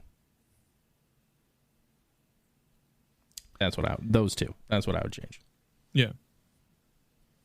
I think for me, I like the state of a lot of things right now. I would do something about Rumble. I don't know what it is that is like putting it off so much for me right now, but I feel like it is the way everybody leaves and it's just 3 people at the end. Like something about the slowness, and when it used to be so fast paced. So I'm not a game dev. I'm not really sure what the solution there is. Like, I personally want to go back to 8-player Rumble, but I know a lot of people wouldn't like that because they like dueling. But ultimately for me, it's got to be a number that is like not necessarily a rank, but a status of like my skill level that Bungie is deciding. I would like to see some equivalent of that in game that I could watch go up or down in a playlist. So maybe that is comp, the rework. I don't know what it is, but I would just like some sort of in-game representation, because I remember a few seasons ago, whenever I went for that Rumble grind, there was like, I used to kind of like make fun of the whole elo grind thing, because I thought that people were leaving games to like protect their elo, but really that's not how elo works. That's only your in-game emblem stuff. And I just didn't know. I was like, oh, there's elo grinders, blah blah blah. But really, like, I started going for Rumble elo myself, and I was like, this is really fun to grind and watch your number grow up and see the same people when you're in the same level, and you're like, oh, these are the guys that are in the top 50. I know these guys. Start messaging with people, kind of like the old comp days when it was 4v4 and you were going up. Just that feeling is completely like missing in Destiny unless you make it yourself. Like, you have to intentionally go out and do that. And I would kill for that in game. That would be so fun. Like, that competitive feeling. I'll never forget certain competitive games that I had back when we had the comp mode, and I hope that they can bring something like that and make it even better than it was. Yeah, that's number go up, serotonin go up, right? Like, that's a very big easy thing that comp rework, man. I remember grinding Halo ranks. Those chevrons and that symbol and everything like that was everything. That's all I wanted. I didn't care. I just wanted to be the coolest looking thing in the lobby to represent, where I was at skill wise. So, yeah. So I have a little bit of a theory with regards to Rumble. The only thing I can think of for it is people are like, Rumble is not skill based matchmaking, right? So I don't think so. Yeah. So I think, according to them and their system, so I think with Rumble and just in general, like, people are becoming more and more insulated within their skill spectrum or their slice of the skill pie, and they don't feel like they should have to like fight against just anybody. So if they see somebody that they feel is outside of their skill slice of the pie, then I feel like people are more inclined to leave. You see that also just in regular quick play, whenever because of matchmaking time or whatever else, they end up widening that skill, that piece of the pie, to match more people that maybe wouldn't necessarily fall within traditional, or within the more restrictive piece of the pie for skill-based matchmaking. People, skill-based matchmaking incentivizes folks to, in certain slices of the pie, they don't have to get better, right? And they enjoy themselves just where they are. And I'm not saying there's anything bad with that. I love my folks that just play the game. Everybody ain't got. I always got to make this disclaimer. Everybody ain't got to be improvement focused. You know, a lot of people just want to hop on the game after they finish a hard ass day at work, sip a beer, sit back on their bed with a controller, and just vibe. And just run me over with a Titan doing some crazy shit that I would just never expect. Never expect these Titans to just do. Why would you do that? Why would you push that? Why would you? I had you dead to rights. Like, they're just going. They're just going, baby. They're just going. Tony, I just want my pinnacle. I just want to leave. That's it. Well, I'm talking about the people that aren't even like that. They enjoy just sitting back, vibing. They don't give a. They don't care whether they go 1-5, 1-10, 1-15. They are just trying to see. Hey, yo, that dude thinks I'm not gonna push that. That's what I always imagine going through my head with the Titan that's trying to run me over, amped, shoulder charge, and they know they're gonna get their health back from running me over. Right. That dude thinks, he takes this game way too seriously. They think I'm not gonna push that. And yeah, I just get run over because I'm not expecting that. But you know, you make a good point with the quick play thing though, because you talked about the chill level of it, but also I'm sure there are people that are like, oh, if I go into quick play, I'm just gonna sweat. And I just want to chill, so I'm going to go to Rumble. And if it's a lobby I don't like, I don't get penalized for leaving. So I'll just jet. And there you go. Yep. So but my pinnacles this season were in Rumble. Nice. Okay, there we go. Yeah. That was it. But I was just in there like, okay, that guy's got like 19 points, so I just have to be here for a little bit longer, and we're done. The sooner I find that guy, the sooner I get out of here. Yeah, that's probably true. That's a good point. Rumble is a good playlist for that. Over here. Yeah. I do have one other thing that I wish for, other than just a party game mode that is just all the, throw like the thing that we had for Iron Banner, like throw that into like a mode that you can just go into that's in a mix. But it's an ability thing, and I think I've commented on it on one of Tony's things before, but I run Invis Hunter and I know how annoying it is, and I wish that they would just take Invis like out of the game and it would just be a radar manipulation class. I can't say it. Instead of the Invis, like just keep it the way it is even, and just get rid of the way that it looks highlighted. Yeah, even. I don't that's care. Right, that's right. It's so hard to see sometimes. Like if you're like I played on like my living room TV the other day and I literally could not see the Invis Hunters, the three of them that were jumping at me, and I was like, man, God forbid it's more than one. Oh my God. Yeah, I know. So it's crazy, and the point I think either I made on there, or maybe I made at some point in time. I feel like I've said this before to you, Lego, is at least for Night Stalker, love the radar manipulation. Like that's the cornerstone of the class. Kind of like Sunspots were the cornerstone of Bottom Tree Sunbreaker that got absolutely destroyed. I just want to make that point. But anyway, it's the identity of the subclass, right? And so love that. I just, two things, exactly what you said, the visibility, it's, people can see that to varying degrees. I actually adjust the color settings, both in-game and also with my my NVIDIA settings so that I can actually see things a little bit more. I have a little more contrast for Invis and a couple of other things in the game that bother me. And I've normal vision, by the way, it's just a lot. It's just a lot. And then, God forbid, again, you have like more than one. And then just the fact that folks can be invis like so much. You got trappers, you got the dodge to go invis, you've got, you can make your whole team invis for a certain amount of time. You got graviton forfeit to add seconds onto that. You've got the fragment to add a couple more seconds onto that. And people just won't even engage because they know they can always go invis. They can always be invis whenever they engage me. And it's kind of like healing to a degree because I can get them absolute once, twice, but the more we have to go through that whole process, that's back and forth, where you just won't fucking die. I'm just gonna get tired, man. The third time you go invis because you got it up, you always got it up. Dude, you sparked something.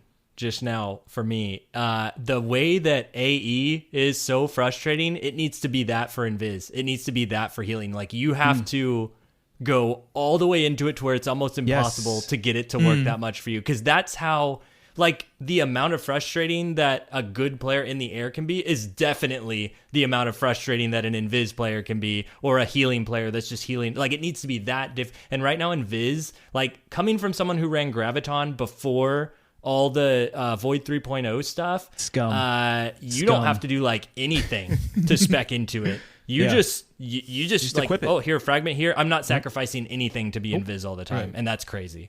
Yeah.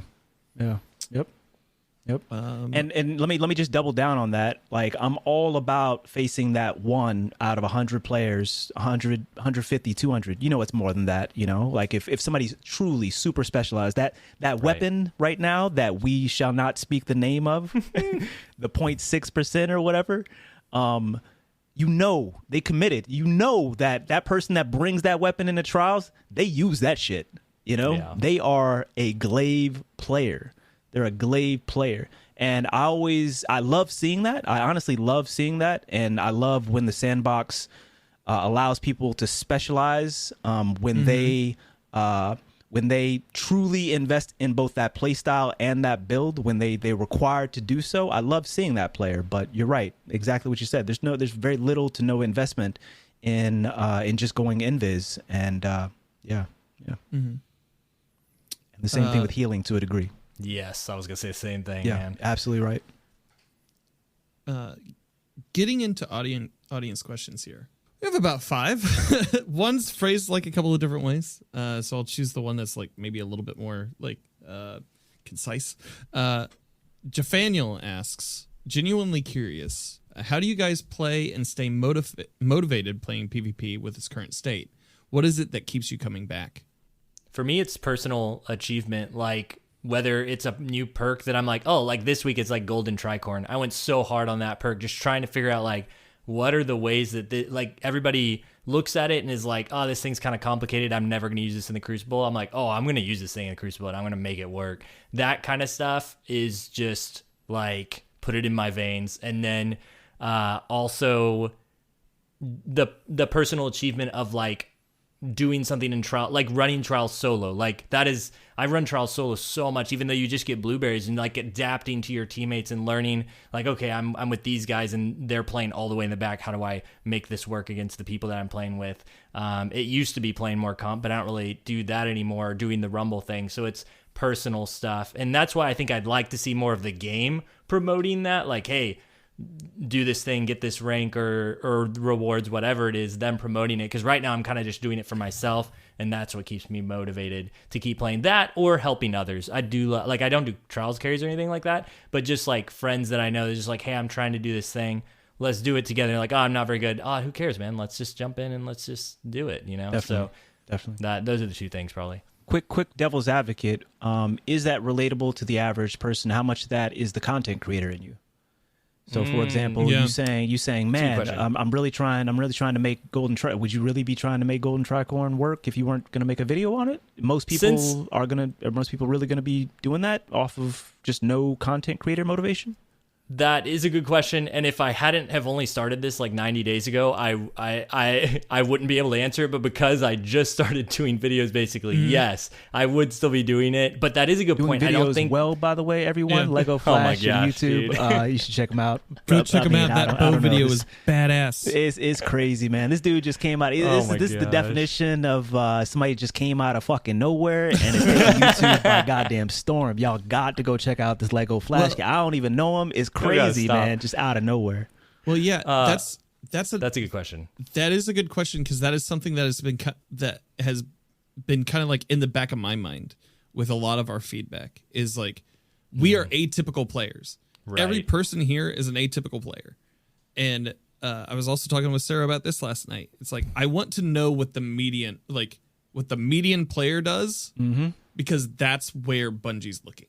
That to me feels like where they're primarily focused and probably drawing a lot more feedback from. Yeah, and I think like what's important for us, in my opinion, this is why I always give the same answer, and I'll give that answer here in a second, is whenever somebody asks this question of us, I think it's really important that we make that answer relatable, because otherwise it comes off as entitled and a bit snobby, because it's just like, we got time, people, and you know how people are going to be too, people are going to close down to you because they're just going to be like, man, I don't play this game for a living. I don't play this game all day. I don't have time to do this, do that. I make real money at my truck job. Yeah, I mean, or whatever job, my doctor job, my stay at home and be a great dad job. You know what I'm saying, for the kids job. I make real money at my primate handling job that I got at the zoo. I've been working at it for years. It's been wonderful. The everyday man, Dan. Yes. So yeah, that's why I always give the same answer.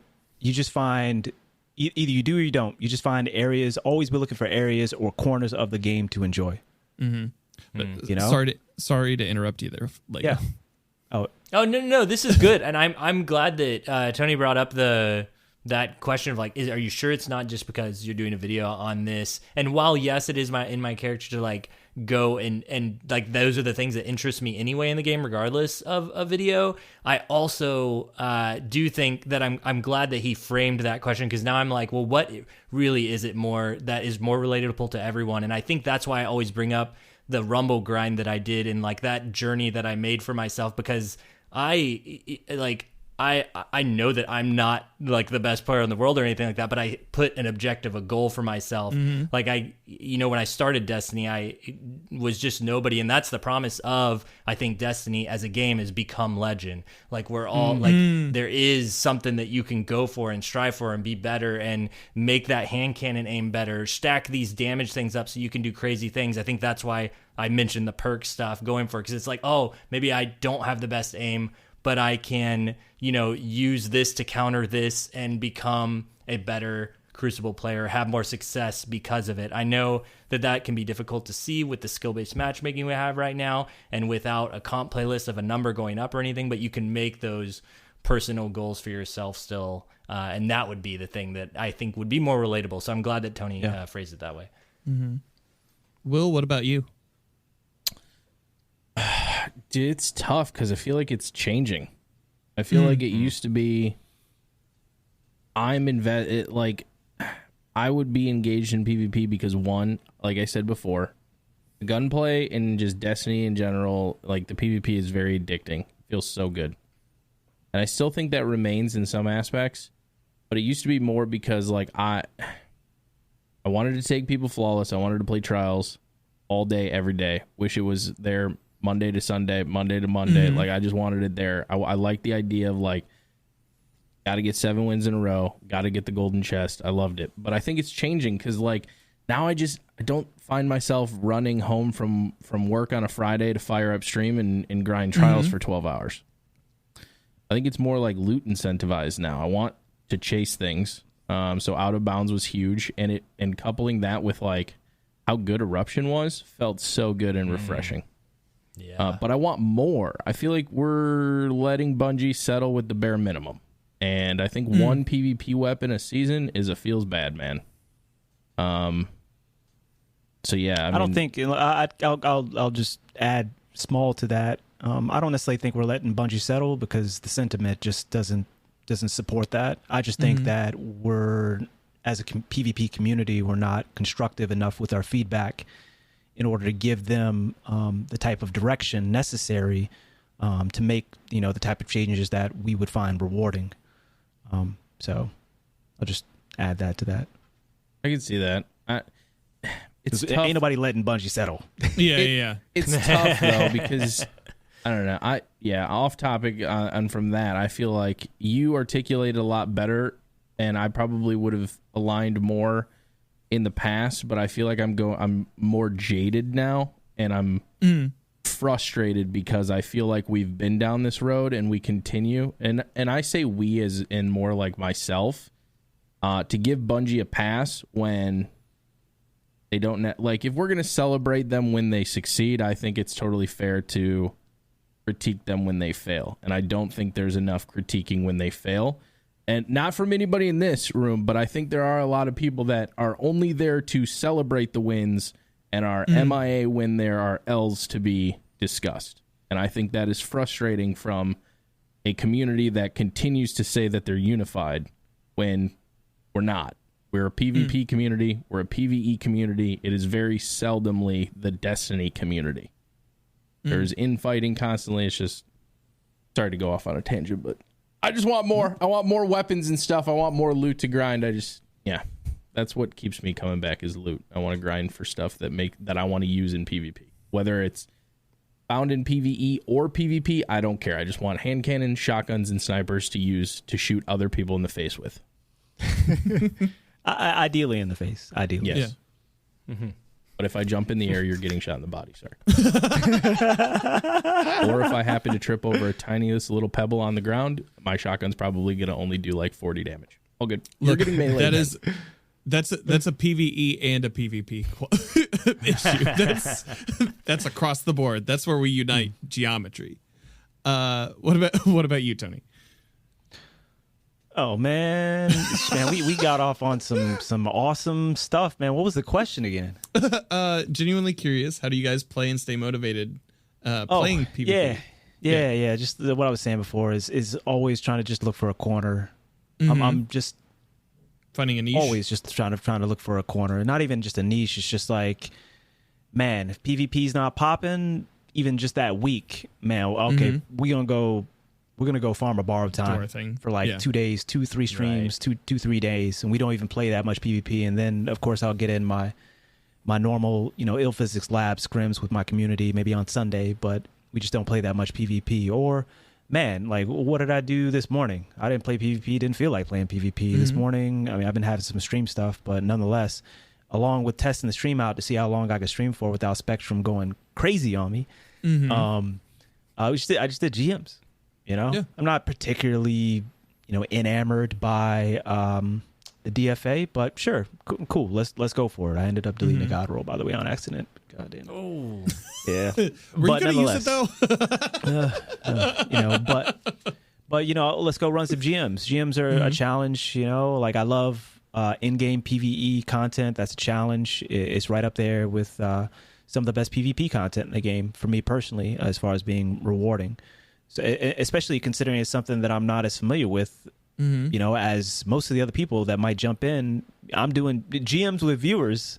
No. Me with you. You know what I'm saying? Like I'm with you. Carry me. Teach me about this. This is the old reverse buff, this debuff. Exactly. Y'all didn't get that. Y'all didn't get that. Y'all helping me. Y'all helping me and giving me content. Deck. Get in here. Better have your unstopped mods on there, bud. Exactly. Somebody yesterday, just a side note. Somebody yesterday said, "I'm not running stasis. I'm just like, I'm gonna just swap you out. I don't care, man. You're supposed to be helping me. Like I'm supposed to be the one I can run whatever I want. You're supposed to be run stasis." But in all seriousness, again, just always trying to find like a corner of the game that I'm enjoying that day, that month, whatever else, so that I don't burn out. And generally, most periods I'm able to find it because there's always something to do in Destiny. There's so many different activities, man. I could go run Catch Crash. That's of course I'll get tired of it after I run it for like several hours or whatnot. But that's a cool pirate ship. That's a cool pirate ship. Yeah, that's a cool activity. And the loot, you just get loot, especially if you do the master one, just loot everywhere, just everywhere. So find an area of the game, always trying to find corners of the game that you enjoy, making sure that you're taking breaks from the ones that frustrate you so that you can maintain perspective and not get burnt out and not get jaded. This is not speaking towards you, Will, or anything like that, but that's how I've done it, and for the most part, I've been able to maintain some perspective over the last year. This question comes from Wispipedia. What are your biggest hopes for the comp rework for season 19? Symbol go up, elo go up, serotonin go up. Thank you. And cosmetics. Very simple. Very simple, man. I like to be rewarded. I like to see a number go up. And maybe a little SBMM in there. Needs to be competitive. Want to fight people that are as good as I am and be better than them. Yeah, well, if the ranking system is true and is a skill, skill, if it's true to that, then we won't need any skill-based matchmaking. Oh, good. Oh, no. Spectrum. Spectrum! Spectrum. I thought it was my Spectrum for a second. I'm on the same thing. I thought it was my I was Spectrum. like, oh, no. That's I think where he was going, and I'm pretty sure is like this, if it were true SBMM, that's kind of what it is right now. You're just playing the same like people over and over again. You're not really going up. Whereas like if it's a ranking system and you're playing in the ranks and going up, that's very much what I am looking forward to that. And some rewards too, of course. I should have called it. So the cycle uses an MMR bucket system, which is very cool. You continue to progress through buckets based on like how you perform in matches, and it works out very well. The only thing that sucks is when the population gets slow, buckets tend to get combined, and there's a lot of overlap, which would be my fear for something. It's always my fear in Destiny is always the population. That's kind of like what my tweet was about today is the healthy population. Right. We don't have to worry about that. And like, I like Rumble not as much as you do, but I enjoy Rumble as a place for me to go and enjoy PvP. Tony's back. Oh, we got him. There we go. Oh yeah, that's that. Woo! What I tell you, man, that's that public monopoly system. I tell you what, that's that ISP. That's that Spectrum. Yeah, Spectrum Spectre. But yeah, that's all I was saying. I think I finished my thought for the most part. As long as it remains true, because I'd like as little skill based matchmaking, especially in modes that are ranked. Yeah. Because I'm not trying to, go against somebody that I'm desynced against if I can avoid it. Unless, again, I do recognize that that's going to happen as you climb the ranks all the way up there. But it doesn't need to be compounded, is all I'm saying, with also climbing ranks. I would really like to see I really like the way, I'm not completely sure how it works because I haven't grinded that hard in it, but the way Apex has like a top 500 and a top like 1, 2, 3, like you have like these top people, like it would be cool to have those kind of heights to shoot for as a Crucible player. I don't know, like I that appeals to me as someone who, like, if you had a number, if you could look at exactly like where you are on the board, that would just be so cool to see that go up or down, depending on like where you're at right now. There's just no indication of that in game whatsoever to have anything like that. And also, we haven't had competitive, like true competitive matchmaking where it's like a rank, which maybe not ever, but at least the iteration that we had when it was 4v4 or even before that, when it was all primary weapons, I think was the last time we really had it. Where it was like you climb the rank. I guess we had it once, but anyway, I'd like to see it in this iteration of Destiny with the sandbox we have now and all of that, where it is more of that true matchmaking, not SBMM, but where you're climbing ranks instead. Like that would just be like I'm excited about playing that kind of thing in the sandbox we have now that we talked about earlier. Yes. That's something that folks just have to really keep in mind. I mean, plenty of things could be better. I'm not knocking that, with regards to PvP, but man, they're doing a pretty, especially the weapons team in particular, but just, maybe even the abilities team is lining up as well. I feel maybe just a little bit slower than the weapons team as far as producing that rewarding gameplay. That 60-40 might need to be toned back a little bit to that 55, 35, but, got to give credit the fact that they're setting things up, they're lining things up for comp rework. And exactly what you said. I'm excited to see where this potential ranking system goes with the meta that's lining up for it. I think this will probably be the final question of the night. But Calixto Erico asks, new maps or new modes? What do you all think should be prioritized at this moment to refresh PvP and give it some new legs? Has to be maps, no questions asked. I want modes, but it has to be maps. Maps are a feel bad. Like Tony actually said it perfect. Like when I load into a PvP match, I'm instantly either sitting up in my chair or immediately not engaged or focused, depending on what the map is. It is a very, very hit or miss. That's like it's like the same thing for me when Trials comes out. When we know the weapon and what the map is, I'm either like running home to play or I'm not. I'm taking my time. So like that, yeah, new maps, man. I want to see new maps and none of that disjunction shit anymore, please, for the love of God. You know, you kind of spitting facts. Kind of spitting facts. But I think maybe me and Lego are on the same page. Maybe. I agree with you. Javelin comes up, I'm sweating, baby. We got something we say in the channel. I don't lose on scrim maps, you know? And of course I lose on scrim maps. But I'm just saying that's how I get myself hyped up for these maps that we all like really, really love deeply, like Javelin, for example. But I think it's more realistic, the modes. You know? I say that because look how Eruption plays across all maps and refreshed, and we loved it. We loved it. Didn't really matter the map so much. Of course, we, you know, still have maps that we have qualms with, right? But I'm down to play Eruption for the most part on any map, and it's fresh. It's fresh. Right. So I think it's more reasonable, I would say, that to get some new modes or just bring back some Supremacy. You know, skirmish. Oh man, Supremacy. Salvage. Countdown. Supremacy. Oh man. Supremacy is stayed underrated. I don't even know why people didn't. It's no longer in the game. It's not. I know. Like, at all. I know. It's crazy. Like Supremacy got to be that mode even more than Countdown. You know, Countdown is much beloved. Like a lot of nostalgia surrounding Countdown, but it's just like Supremacy was a great mix between, hey, it's Clash, but hey, you actually got to move.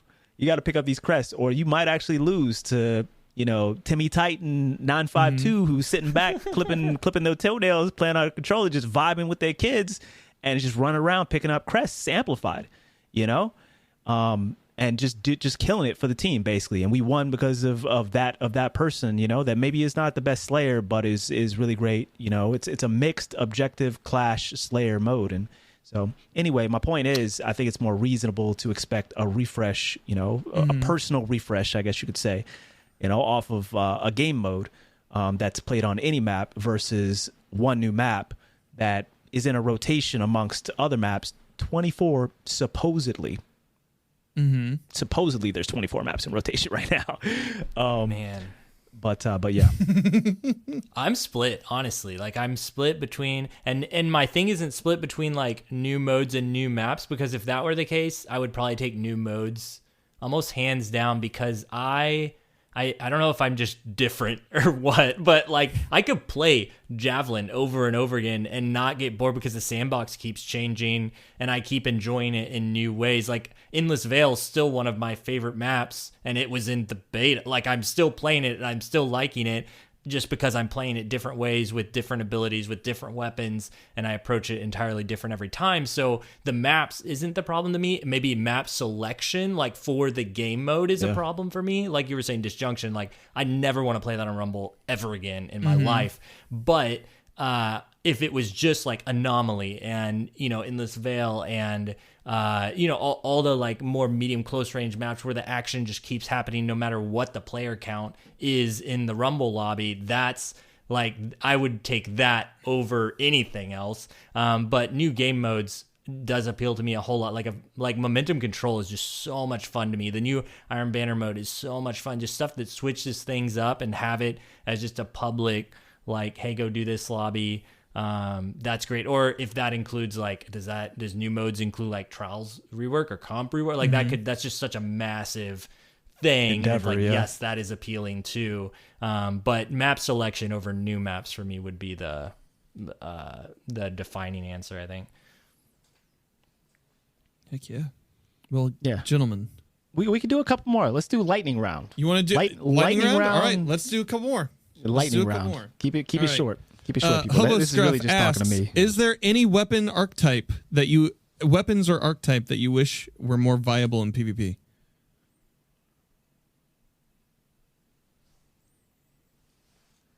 Lightning round. Come on. I'm pretty good with it. Honestly, no. Like, I love glaives. I love fusion rifles. I feel like they're both super strong, kind of niche. The only thing is I want, like, God, no, there isn't. I don't want to make anything I don't want to stronger. mess So with the no. sandbox because I like where it's at. That is, Yeah. no. I'm good with that answer too. Yeah. That's it. Good lightning round answer. Yeah. Okay, so this was actually like the last question from the ones that Sarah had picked. What do people? This comes from Jabo911. Why do people that prefer D1 PvP pretend that the ability spam and the special weapon BS wasn't what gave us D2 year 1 PvP?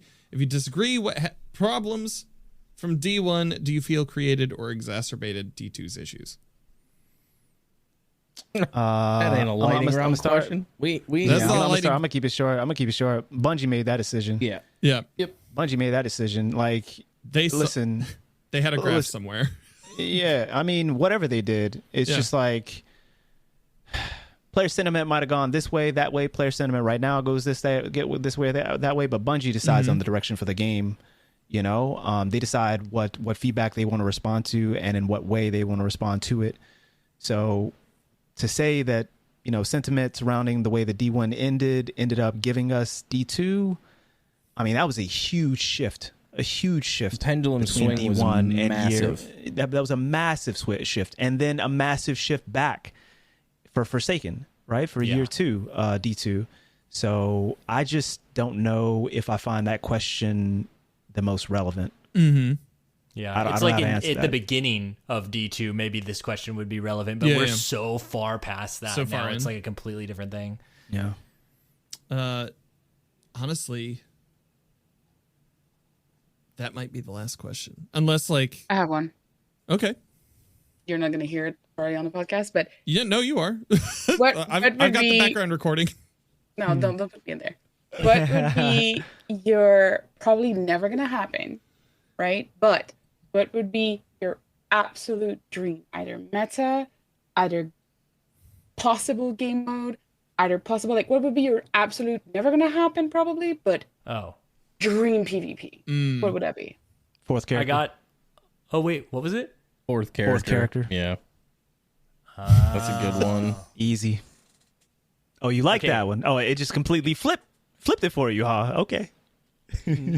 I like it. My absolute dream game mode is to put gun game in the game, where it just like flips through all the exotics, or even just it switches it up. It's not exotics, it's like random legendaries with perks, but everybody gets the same one that they have to use, and they work up until it's like Traveler's Chosen or something. I would just that sounds so fun. And even like it's like balanced, because everybody has to use the same thing no matter how broken it is, and it's just chaotic and fun. You said that'd be dope. You know what's dope about that is the fact that every week it changes. So for 1 week it's set weapons, a set order, right? So Lawrence is the number one. That's the last weapon, you know? That's the last weapon. Or that's even worse, that's the first weapon. So you said never gonna happen? That's dope, though. Never. Well, probably never gonna happen. I would like forever week 1 trials rework to be a thing forever. Like I agree with you on that one. That's what I would like, please. Everybody, I feel that. No dividing the player pool 87 times. None of this flawless pool BS. Let's. Yeah. Trials is a loot grab. As a non-PvP player, I agree with you. I legitimately do not think that'll ever happen, just because of the stance Bungie has taken.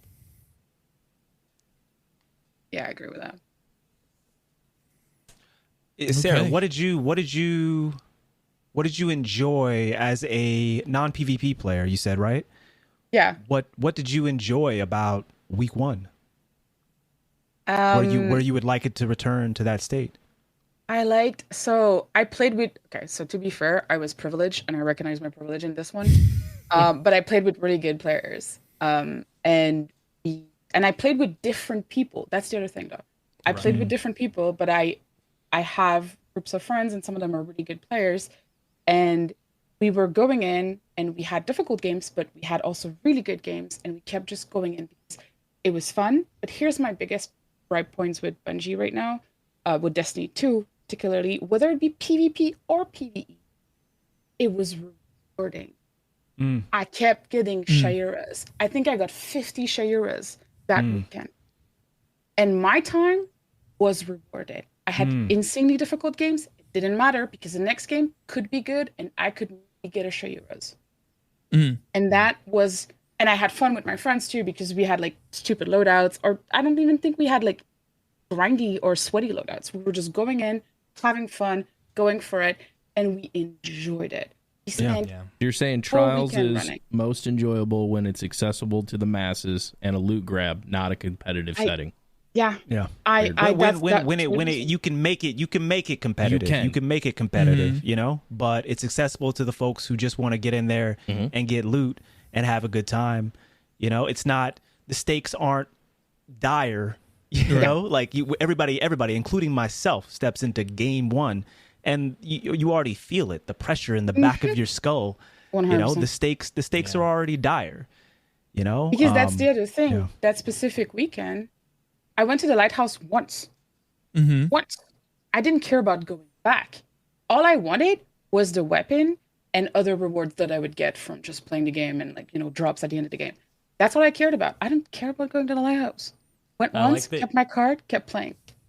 I like that you talked about playing with your friends. Like, that is, for me, the thing that I miss the most is, like, I've had a guy I've had multiple people asking me every weekend, hey, do you want to play? But my normal trials group runs Friday night, so I'm flawless already, and I can't play with friends anymore because they don't want to go through the hell of a flawless pool, and I know I'm not in the position to carry anybody. I just want to just play together, and it's just not really possible for who I know that it's not the same. That's not the same for everybody, but the fact that you said that I can't play with my, you know, I played with my friends, like, that's the statement that stood out to me. I was like, oh man, I really miss. Well, that's the sentiment. The sentiment. That's the sentiment more so of, like, the community is from all skill levels. You come Sunday, can't play with your friends. Your friend pool shrinks just like the player population shrinks when Flawless Pool comes out.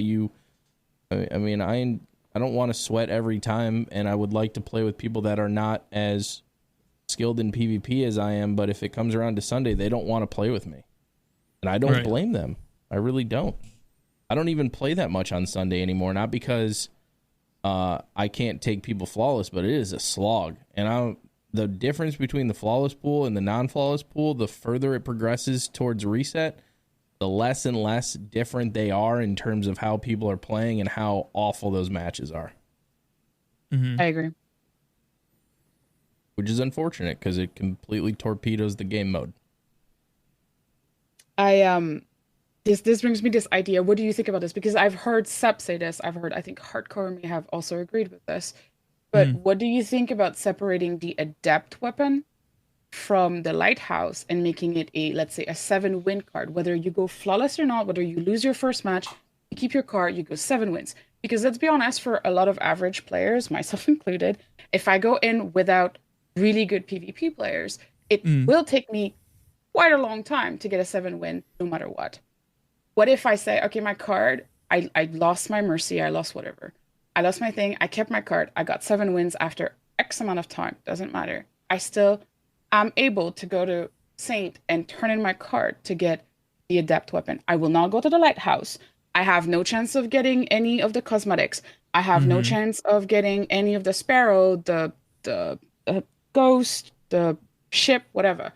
But I still have the chance to get an adept weapon after 7 wins, and I can turn in my card, get my weapon, grab another card, and go back in and do this again. What do you guys think about this? I'll always agree with that sentiment and have for a while. It's just like you should be able to get, no matter wins, losses, just like 7 wins on a card, no matter the losses, each character, you should be able to get an adept per character. And then if you want to get your time, does not. If you want to, exactly. In Destiny. And if you want more adepts than those 3, then sure, go to the lighthouse. You get an adept every time when you go, per the usual, and then you get specific cosmetics.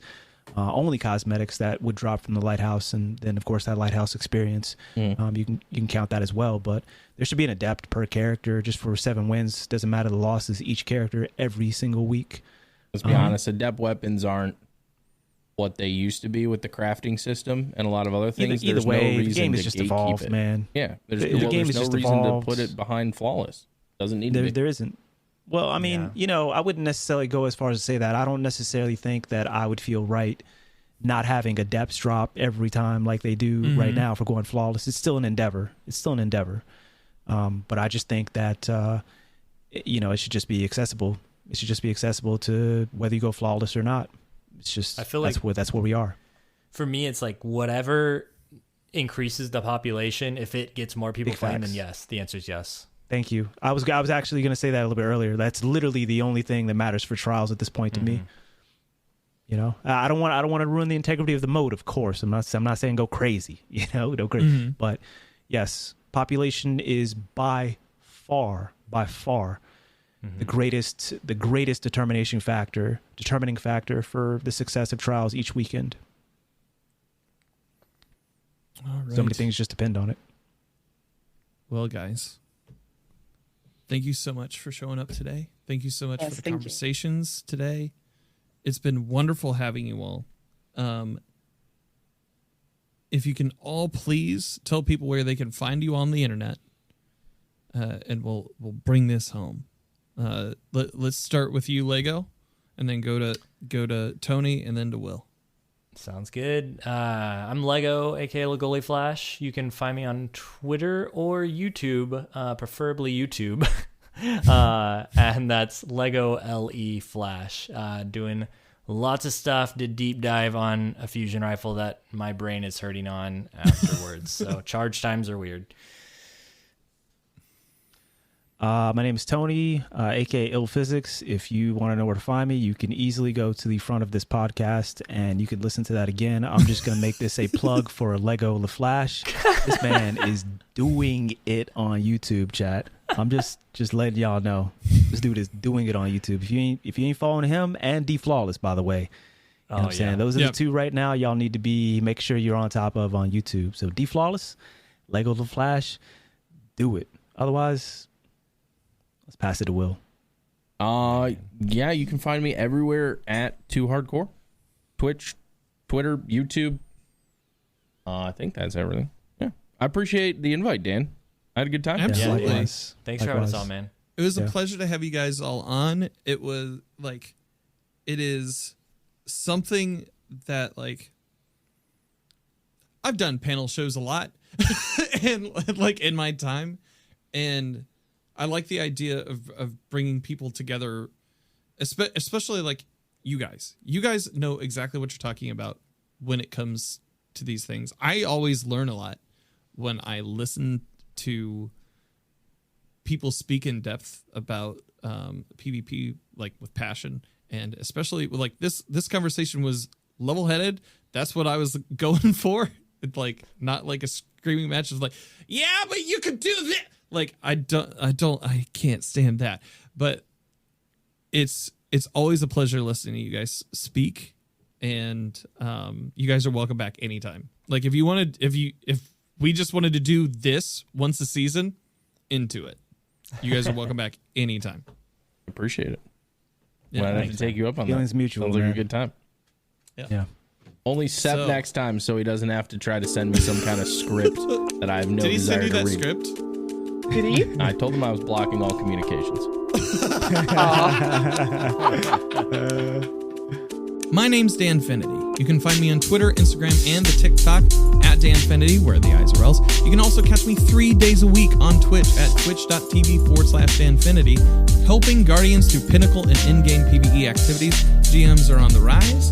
If you'd like to support the show, remember to rate and review on your podcast platform of choice, and that this show is also listener supported. So if you'd like to give a few bucks, head over to coffee.com/Danfinity. All the links are in the notes for the episode. Be kind out there, Guardians, and I hope you find what you're grinding for.